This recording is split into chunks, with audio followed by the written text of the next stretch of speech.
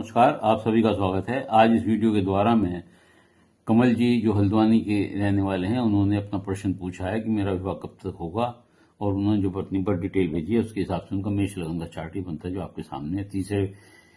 घर में चंद्रमा है, छठे में केतु है, आठवें में मंगल है और 9वें भाव में सूर्य, बुध और शनि है, 10वें भाव में शुक्र है और 12वें भाव में गुरु राहु है। आपको अगर आपके ग्रह जो कुंडली में आपके ग्रह बैठे हुए हैं, इस प्रकार उनका विवरण देखें और उसके बारे में कुछ बताएं, तो जैसे भाग्य स्थान में आपका सूर्य बैठा हुआ है, ये आपको लंबी यात्राएं देता है, पिता से थोड़ा ट्यूनिंग गड़बड़ कराता है, आप सदाचारी होते हैं, वाहन सुख आपको होता है, कानून से जुड़े हुए मुद्दों पर आप काम करते हैं, ज्योतिष का भी शौक आप रख सकते हैं। और विशेष रूप से क्योंकि 12 और 9 एक ही गुरु का संबंध है, 12वें भाव से विदेश भाव भी है, तो सूर्य यहां होने से आपके कुंडली में विदेश योग भी है। चंद्रमा तीसरे बैठे हुए हैं जो आपको फिजूल खर्ची से रोकते हैं और आपकी बचत करने की प्रवृत्ति को बढ़ाते हैं। आपकी पत्नी भी विदेश यात्रा करेंगी और आपकी प्रतिष्ठा भी होगी और आप प्रतिष्ठा पाने की चेष्टा में भी लगे रहेंगे। इससे साबित होता है जो आप कह रहे हैं कि शादी कब होगी, लेट हो गया, तो शादी आपकी होगी, निश्चित तौर से होगी, तो मैं आगे बताऊंगा कि कब होगी। मंगल अनुकूल प्रभाव नहीं देता है बैठ के आपको कुंडली में, वैसे मंगल है, लेकिन कुछ लोग कहते हैं अगर वृश्चिक का मंगल हो तो मंगली प्रभाव नहीं होता, लेकिन मैं मानता हूं कि मंगली प्रभाव होगा, तो ये भी आपकी शादी को डिले करता है, कार्यों में व्यवधान पैदा करता है, मित्र चाहकर भी ऐसे लोगों की मदद नहीं कर पाते, गुप्त रोग कोई हो सकता है आपको, दाम्पत्य जीवन में भी थोड़ी बहुत कभी कोई परेशानी आ सकती है, तेज मिर्च मसाला वाला खाना खाना आप पसंद करते हैं। बुध आपका बड़ा अच्छी पोजीशन है, भाग्य स्थान में बैठा हुआ है, बुधादित्य योग भी बना रहा है, ये तीर्थ यात्राएं कराता है, पराक्रमी बनाता है आपको, प्रतिष्ठित और सम्मानित व्यक्ति आपको बनाता है, ऐसे लोग कुलदीपक कहलाते हैं। गुरु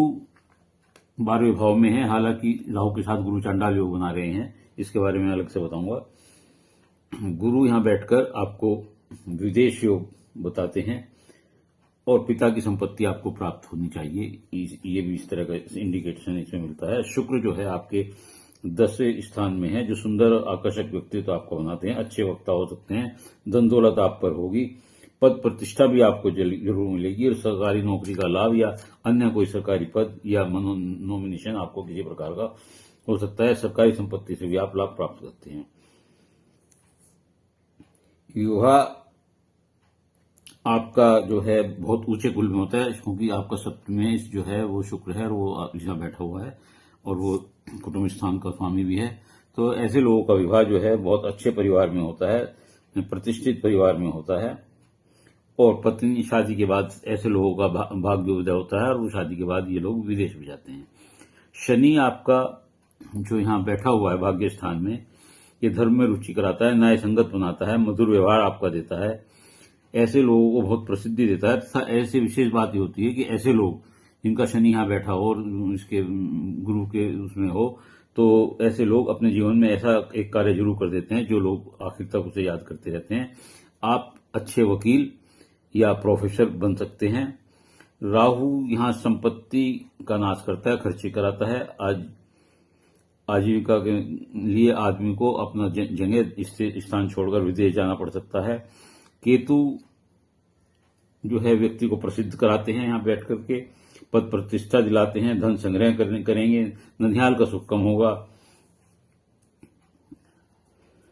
तो लेकिन यहाँ बुधादित्य योग ये जो यहाँ पे गुरु चांडाल योग बना हुआ है, ये यदि आप आदमी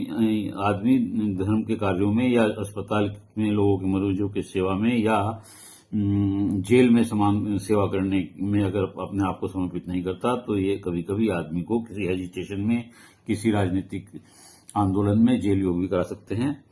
तो इस बात का विशेष ध्यान रखिएगा।